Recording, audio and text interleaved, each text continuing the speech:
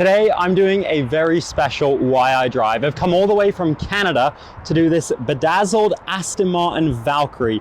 Now this is owned by a YouTuber called Supercar Ron here in Salt Lake City, Utah, and I'm gonna find out why on earth they decided to bedazzle this car, why they bought this car, and what it's like to actually own and live with a Valkyrie. So let's do one of the craziest Why I Drives I've ever done.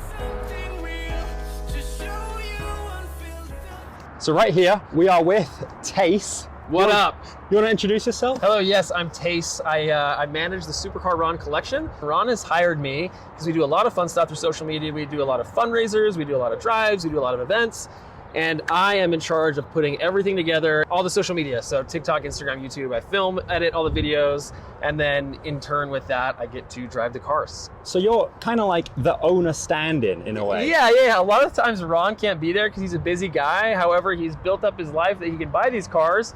And the main thing that he wants to do is like use them for good. And so he likes to get them out in public as much as he can. He wants people to go on rides in them as much as he can, but he can't always be around. And so I truly am like the owner stand-in for when Ron isn't here. I just officiate as Supercar Ron, but it's not a bad gig. Yeah, it's not bad. So why does he drive this car? Why do you drive this car? So here's the thing, the Aston Martin Valkyrie Spyder, what I noticed, we were on a drive in Monterey with a bunch of hypercars. There's like 3 Bugattis, 2 or 3 Paganis, all the craziest Lambos you can think of. There's only ever one Valkyrie. It's so rare and so insane. And he bought it because Ron has this sort of taste. The bedazzles are not his taste. That's my taste. I wanted to do that to his car because I think it's funny. We'll get into that. Yeah, we'll get into the rhinestones. But Ron has a really unique taste where he likes to have the really one-off stuff. He had a 1 of 5 gated Murcielago SV for the whole world unicorn car. He's had P1 HDK, Pagani Huayra. He really likes to have the stuff that kind of no one else can get their hands on. And so the Valkyrie is kind of the epitome of that. And all at the same time, not only being one that people can't get their hands on, it just happens to be the most insane performance car of all time, because Aston Martin essentially designed this with Adrian Newey to make it an F1 car for the road that just happens to be street legal. Yeah, which you can see in the aerodynamics. So I mean, that's the craziest thing. It's funny, we've done a video, but you can basically crawl all the way underneath the car because you can see all the way to the front. So you could probably fit 2 bodies under there if you wanted, or 4 children. What? Yeah. But yeah, everything you see from the aero underneath. I spoke with the lead designer at Aston Martin, which he actually did not hate the bedazzles. For everybody that thinks that they would hate it, Aston Martin fully welcomed us with open arms and they loved it. But I spoke with him. He was the designer that actually worked with Adrian Newey to make the car. And it was really fascinating because he said that Adrian essentially designed the entire underbody of the car to make it perform obviously like an F1 car. And then he designed the upper side of the car, and Adrian, when he was designing the car, he said, I don't care if it looks like an Aston Martin. But Aston Martin said, whoa, hey, obviously it's important that it has the Aston Martin DNA in it, because that's everything about who they are. Every Aston Martin looks like an Aston Martin. It's like undeniably Aston Martin. And so he asked Adrian, he said, hey, what's your favorite car of all time as far as looks go? And he said, probably the DB4, which I think we can all agree is one of the best looking cars of all time. And he said, well, why do you like it? And he says, well, it's because it looks like an Aston Martin. So they worked very hard, not only make it perform like an F1 car, but also look like an Aston Martin, which you can tell, like you look at the front of the car and you're like, yep, like undeniably that's an Aston Martin. So the car not only looks amazing, but also performs amazing. You can tell from everything here. What's cooler though is if we go up front, this is where the aero gets insane. This is where all the aero goes through and then to the side, the same side skirts that you even see on an F1 car, just without the rhinestones. And then here you can see through the bodywork into the suspension, which is also exposed.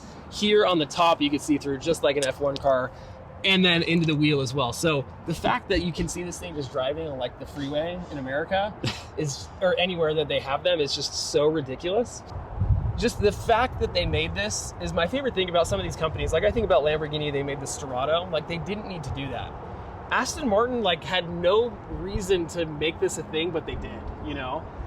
So that's one of my favorite parts about it, is they are so ultra rare and so ultra high performing and it kind of beats out, like you park this thing next to a Chiron or a Devo or a Huayra or a 918, and it kind of makes it look like normal traffic. Yeah. Because it's so absurd looking at it. It's like so tiny and unique. It's so high, and the thing is, it'll kind of blow performance out of the water too. It's like, not only does it look crazier than a Chiron or any other hypercar, but it's also like a very, very, very fast and high performing car. Yeah. So I guess the reason he bought it is because no one else has one, right? This is number Basically, 22 out yes. of 85 in the world for Spyders. Right. Now, I've got to come on to the bedazzles. Why on earth is it covered in crystals or rhinestones? So, as far as my job goes, it's half of my job is to get as many clicks and views and anything as possible.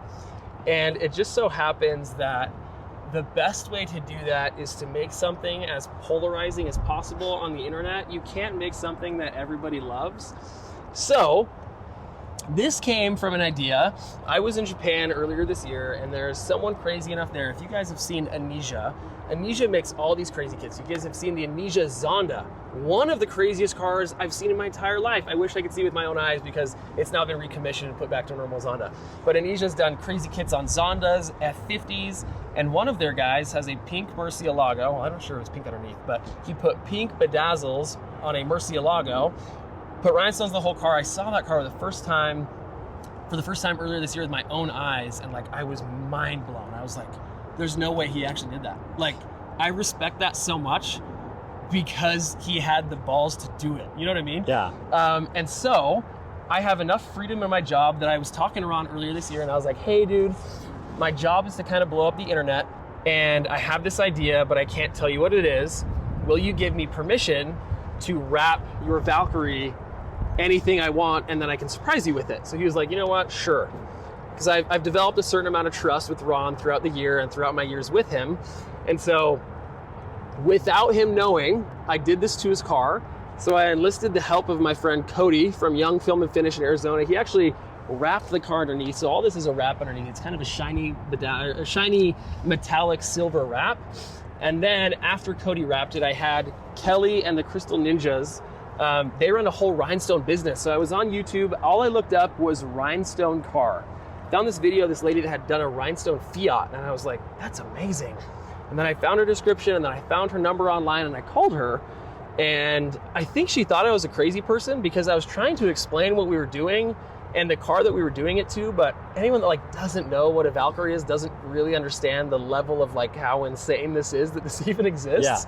Yeah. And so that's my favorite thing is like talk about a one-of-one car and then doing this to it. Like this, I am almost positive in saying that this will never happen again in the history of the world. No. I don't think anyone will ever put rhinestones on a Valkyrie again.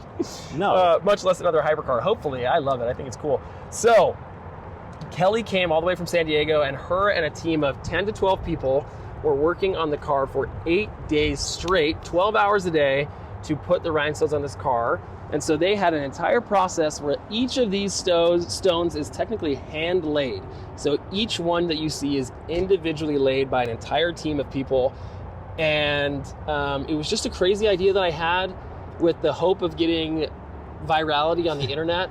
And I think it worked somewhat. I think it blew up the internet. We revealed it in Monterey. And since then, we've been able to do some really fun stuff with it. We took speed in it, and we've had Aston Martin loved the car. We took it to their officials. We had the head of PR from Aston Martin. We had the head designer of Aston Martin, his employee that works with him side by side and designing all the Aston Martins. They all loved it. Like the whole team welcomed us with open arms and just had great reception. So far, this whole thing has been a success. Here's the thing too, Adrian Newey designed this car for performance and aerodynamics. We might have ruined some of that and there's a definite 100% chance that we ruined the aerodynamics of the car, but it's just something about having it in this form that will never be done again. And to see a car like this with this rarity factor, that just makes it so absurd that I absolutely love it. So that's why we wrapped it, just to get dumb views on the internet, and luckily a lot of people hated it too, which just helps stoke the fire. Yeah. Now, one question I've been wondering, ever since this came on the internet, and I've not seen anywhere you posted it, how much did it cost to do the bedazzling? You know what? the Crystal Ninja team worked with us to make it happen. Okay, then, say someone wanted to recreate this, Yeah. and they're not working in partnership. How much would it roughly cost? This to would bedazzle probably a car? cost like $25,000 to $30,000. Okay, that's what I thought. Something in that realm. Now, after spending $30,000 to bedazzle this car, Supercar Ron and Tace want to make sure that they keep the bedazzles shining in the sun, which brings us to G-Technic, who is the sponsor of this video, where they provide the detailing products actually used by Envision Detail to keep this Valkyrie clean. Now this is what you use to give it a little extra shine.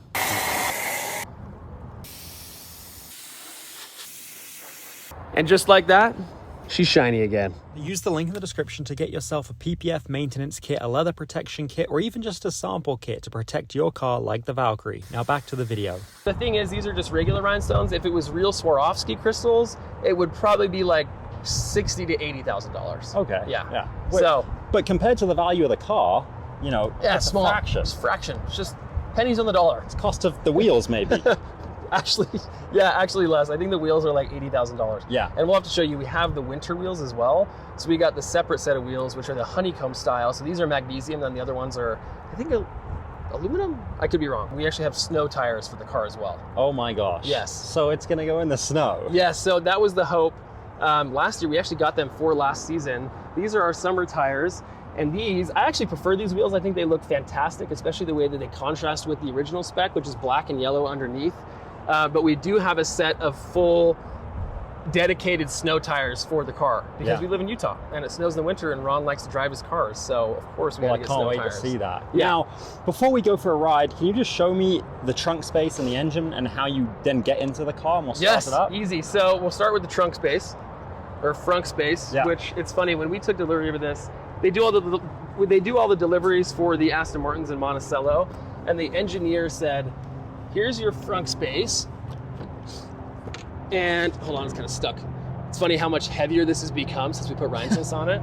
He's like, basically, if you go to the store, all you can fit is a pack of gum, because that's all you have is here up front. You've got kind of an air canister, and then this is all of the batteries and everything are kind of underneath here. So very limited space in the front of this car. Yeah, there's not really a nothing. whole lot to it. Yeah. Wow. So that's the front. Just this funny little panel that you can just push and squeeze on. And then you go to the back, so this has a 6.5 liter Cosworth V12 in it. And somehow, I don't know how they even stuffed it into this car, because there's your latch there, you open the door and then you get your engine latch there. It's so funny because it's such a tiny space, but somehow they've stuffed such a massive engine into this. So you can see some of it. You have like the cool actually honeycomb carbon fiber pattern here on top of the cover.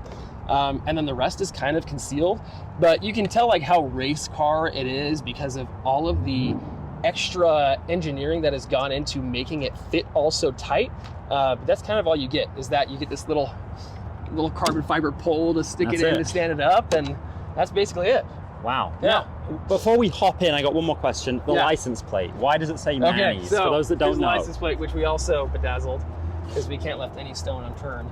So Manny originally spec'd this car. Everybody, if you guys haven't seen, Manny Koshman has a crazy car collection, and he actually spec'd this car from the factory, and he didn't take delivery. So Ron was able to buy the car from Manny. So Manny actually didn't take delivery originally, so we got to do all the delivery stuff with Aston Martin. But since we love Manny so much, and because he's Ron's best friend of all time, we had to give an ode to the real original owner of the car, who is Manny Koshman. So there's a story. Yeah, there's a story. Now, how do you get into this car before, to take it on a ride? The experience getting in, let me start from the beginning with the door closed. You have this tiny little button underneath here, which you press, and that'll release the latch. And then, look at those rhinestones, by the way, I'm not this up. So you throw up that, and then you actually look at the rhinestones underneath here. The way that looks when you open the car. Then you're greeted with this plate that says you have a Aston Martin Valkyrie Spyder VIN 22 of 85, and 22 is actually Ron's lucky number. So we just happen to get his lucky number as a VIN. So there's a secondary latch here. You pop that, the roof pops open, and then that gives you just barely enough room to squeeze in. Here's the thing. I actually don't know how tall Manny is. I think you could spec these slightly differently depending on your size and weight. But Ron and I are both about 6'3", 6'4", and this car's a very tight squeeze for us. I think we're just about max height. I think if we were any taller, like 6'5", 6'6", it would be a very, very, very tight squeeze. So you get in, I usually sit here, I place my feet here, I swing over, and then I send my feet down into the tub, and then I just kind of sink in with it. And then you're in. So that's kind of how I sit. My knees are rubbing all up against the dash. And then when you put on your detachable steering wheel, which is so nice, listen to this.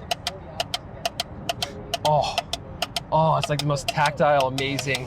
Like there's probably so much time from the Aston Martin engineers that went in just to making how that feels. Yeah. It's amazing. It's like probably the most amazing shift, like paddle shift I've felt in my life. Anyway, so once you're in, you throw the steering wheel on. One of the big things with the Valkyrie is how limited the space in the cabin is because it's such a purposefully designed race car. Like there's nothing else you're doing in this than driving. So no cup holders, no creature comforts, nothing really besides you, a steering wheel, and the road is kind of the whole idea behind the car. So if you're in here with two people, Which we will be. and especially if that person is like more broad-shouldered, I mean, you are rubbing up against each other. You can barely fit in here with two people because this is all the room that you have in between each other is basically an inch or two.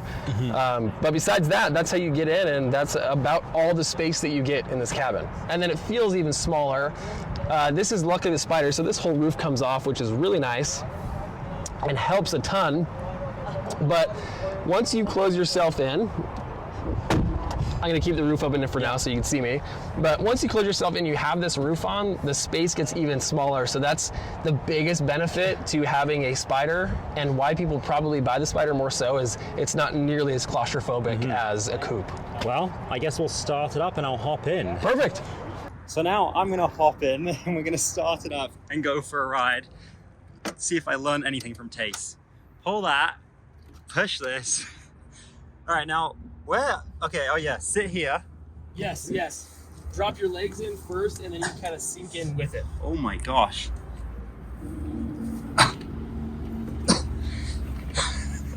It's like getting into I don't even know, like a tiny hot tub.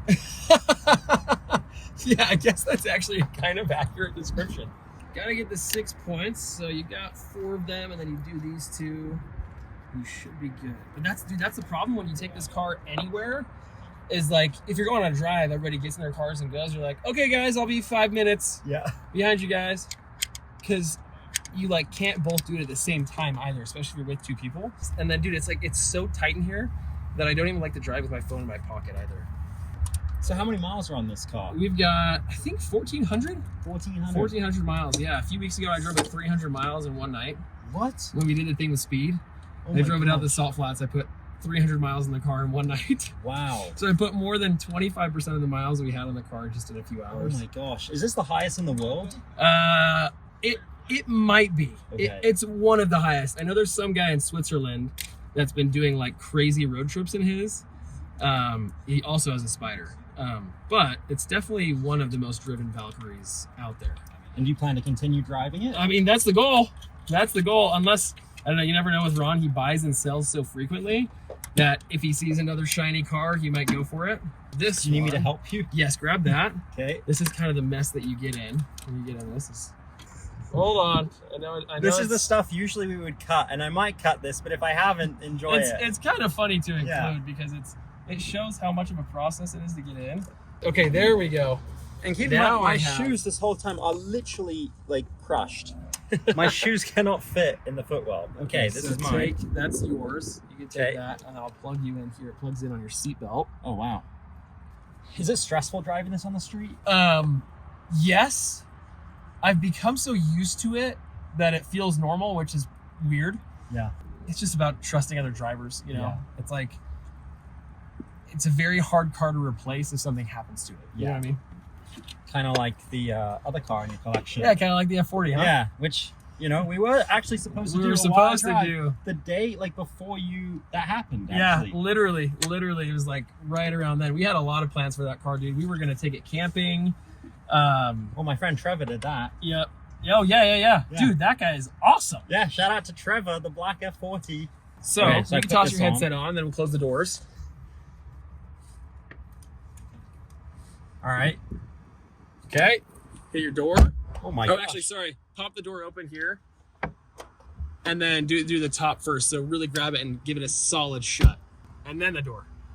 They shut so fast. They do.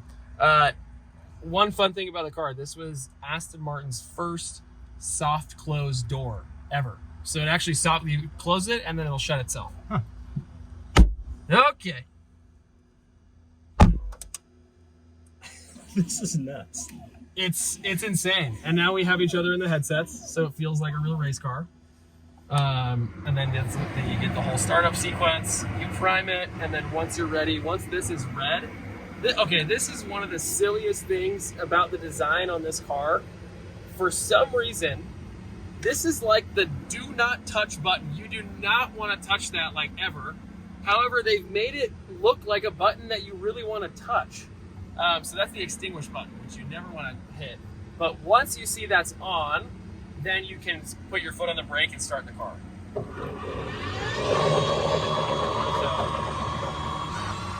boom. To get into gear, you just press up, then you're in, and then you do off on the parking brake here, and then you're set. Okay. This is unreal. So this actually does have a front lift. So you press this button here,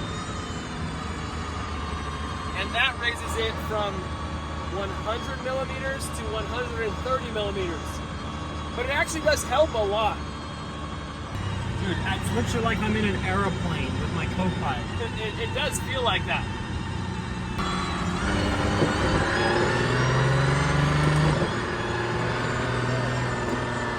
So here's the biggest thing. The road comfortability of this car is actually really nice. Like, it doesn't feel too stiff.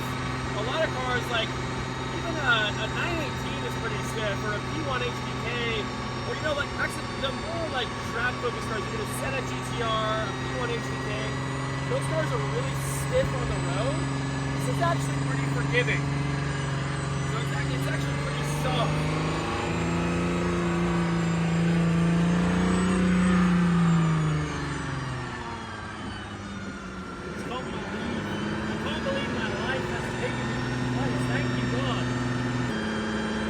Bedazzled the steering. Oh yeah, look at that. Flex. And you can see the reflection on the white right now. The electronics in this car are so crazy. The rear view's always cut out. This rear view cuts out. These kind of cut out. The screens are usually the most wonky thing. But the best thing is usually on one power reset, the car will return to normal. So, I hear hard rumors of maintenance costs that are in the $50,000 range for a service. Is that true? Oh yeah, much higher than that. Yeah, you get like the couple-year plan, it's like 250 grand. Are you serious? Yeah, So it's real. Oh yeah, it's real. It's real. I have seen the invoices. They are very high. And have you had to do a service yet? Yes. Oh my God! They have to take the entire floor of the car off and then service it all from like underneath. It's pretty ridiculous the depth that they have to go to service the car. So you've already had to be through one service in 1,500 miles? Yeah, I think it was a 1,000-mile service. What? Might have to be short shifting. It's not giving me a lot of power. I mean, you fuel or is it the heat? No, it's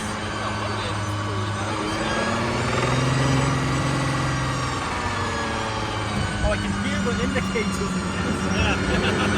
The better thing is you can look up there.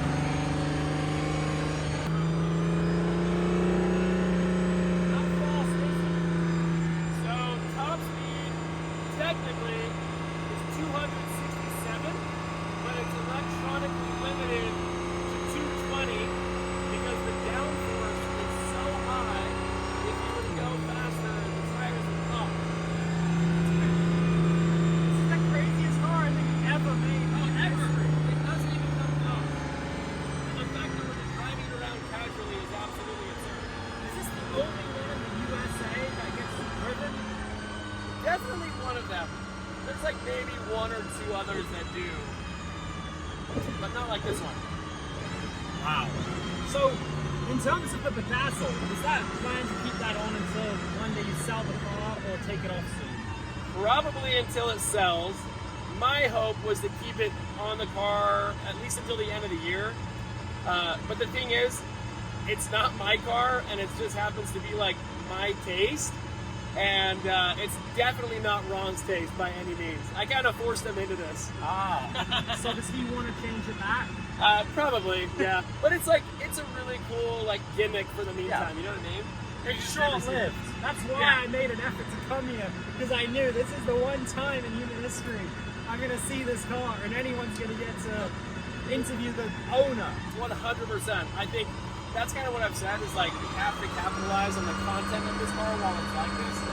This won't happen again. No, this will not happen again. I mean, everyone must just be like, what the heck? It's just looking That's like... the thing, is it's almost not even expressions of like excitement, it's more expressions of like confusion. Yeah. So like, what is that? Yeah. Oh, what channel? That lady's not even, She does not even care. not even looking. How can you not see a bedazzled whatever UFO? That's the problem, like I was talking about. I'm not concerned about driving this car for my own sake, but because of people like that. If we had a green and she just pulled out right in front of us. Yeah. When it comes to owning a Valkyrie, one of the biggest things is like the management of making sure that you're running the car properly. Because there's very specific like on and off sequences that you have to follow in the case of like making sure the car will behave normally the next time you take it out. So every time before we park it, you have to be extremely sensitive as to the battery level, because if that high voltage battery isn't high enough for the next time that you start it up, it won't start up properly. So Aston Martin has told us here, it's best to have it over 80%. So if I park the car, I'll always make sure to charge it up high enough that it'll be okay to get in the next time you get out. So now that it's over 80%, once I'm comfortable with the fact that the car has enough battery, then I'll turn it off. But only then. Like if the car is shut off at 10 or 20%, it won't have the ability to start the car again. And when that happened, we had to send the car back to Aston Martin.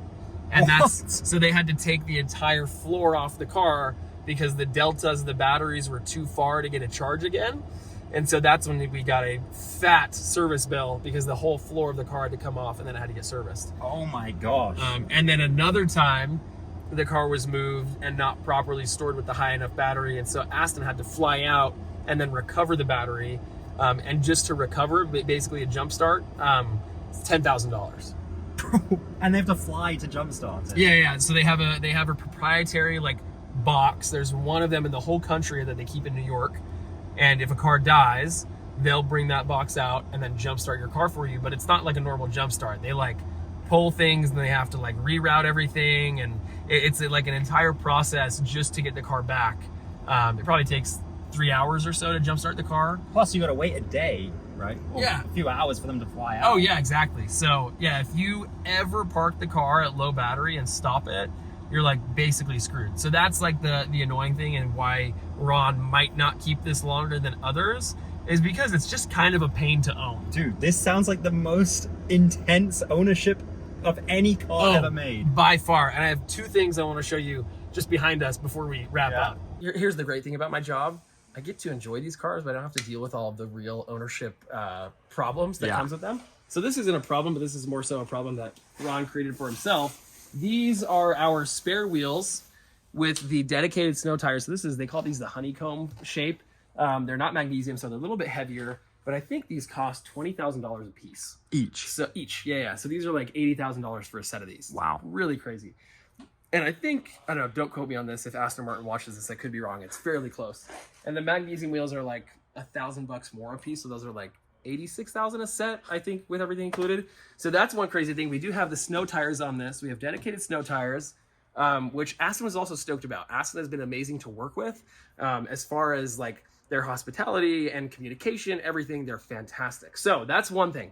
Here's the even crazier thing that most owners don't opt in for.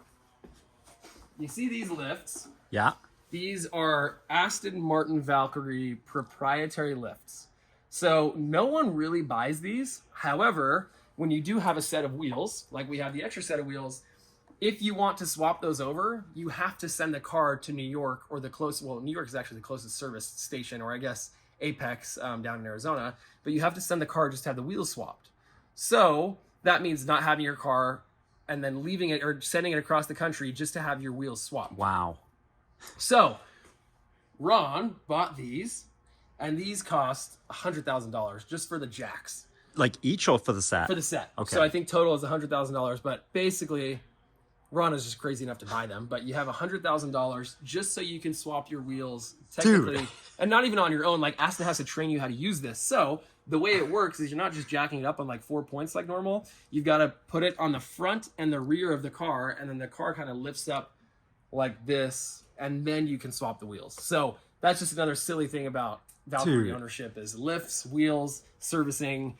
I don't think there's any car that's more difficult to own, like in the whole world. No. There's like so much that goes into it. Yeah. And like, okay, so you've done a service, that's 250,000. Yeah. You've got another set of wheels, that's 80,000. You've got a set of lifts, that's 100,000. Yeah. So that's 350 plus 80, that's like $430,000. Yeah. You've spent. Has there been any other costs on other than the bedazzling?